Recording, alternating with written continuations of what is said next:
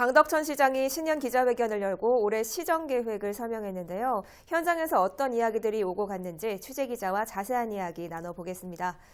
네, 김진재 기자, 기자회견에서 다양한 이야기들이 나왔는데요. 장덕천 시장이 신년 기자회견에서 밝힌 올해 시정 계획, 어떤 내용들이 있었습니까?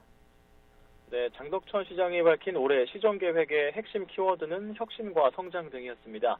장덕천 시장은 지난해 교통과 일자리, 문화 등 다양한 분야에서 많은 성과를 냈다고 소개했는데요. 특히 광역동 체제를 통해 행정 혁신을 완성하고 부천페이를 통해 지역 경제에 이바지했다고 설명했습니다. 이어 대장신도시와 영상문화산업단지 등 대규모 개발 사업을 통해 성장하는 부천을 만들겠다고 강조했는데요. 부천시는 현재 대장신도시와 영상문화산업단지를 비롯해서 종합운동장 개발과 오정 군부대 개발, 역곡 공공주택 사업 등을 추진하고 있습니다. 또 장덕천 시장은 원도심에 대한 주거환경 개선 의지도 밝혔는데요.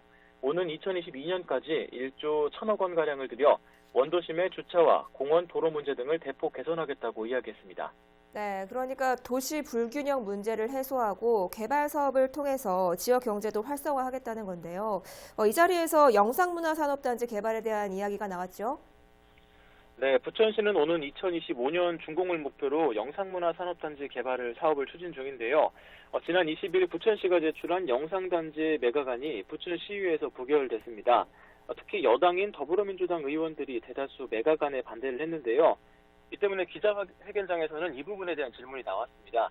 현재 부천 지역 일부 국회의원들이 사업에 반대를 하고 있고 또 시의원들을 통해 이 사업에 제동을 걸었다는 이야기가 이 지역 정치권에서 나오면서 향후 사업 추진에 어려움이 예상된다는 건데요. 네. 장 시장은 기자회견에서 이야기할 수 있는 부분과 없는 부분이 있다며 즉답을 피했습니다. 특히 최근 영상단지 개발이 정치적 이슈가 되고 있는 만큼 부담이 있다고 설명을 했는데요. 다만 시의원들이 대부분 사업 필요성에 공감을 하고 있고 사업이 성공할 것으로 예상한다고 밝혔습니다. 부천시는 총선이 끝난 뒤 영상단지 매각안을 다시 의회에 상정할 것으로 보입니다. 네, 알겠습니다. 관련된 질문들이 더 이어졌을 것 같은데 어떤 내용들이 있었습니까? 네, 사실 현장에서도 많은 기자들이 발언권을 얻기 위해 손을 들었는데요. 아쉽게도 기자회견 자리임에도 불구하고 질의응답 시간 자체가 10분 안팎에 불과해 관련 질문이 더 깊이 있게 이어지지는 못했습니다. 예. 영상단지 외에는 장애인 인권센터 설치와 이 주차 로봇 개발에 대한 질문이 나왔는데요. 특히 장 시장은 주차 로봇과 관련해서는 아직 시범 사업의 위치가 선정되지 않았지만 이후 위치가 선정되면 사업이 빠르게 추진될 것으로 기대하고 있다고 설명했습니다. 또 이미 주차 로봇 개발 자체는 어느 정도 완료된 상황이라고 밝혔습니다. 네, 알겠습니다. 지금까지 장덕천 시장의 신년 기자회견 발언 이야기해봤습니다. 지금까지 김진재 기자였습니다. 수고했습니다.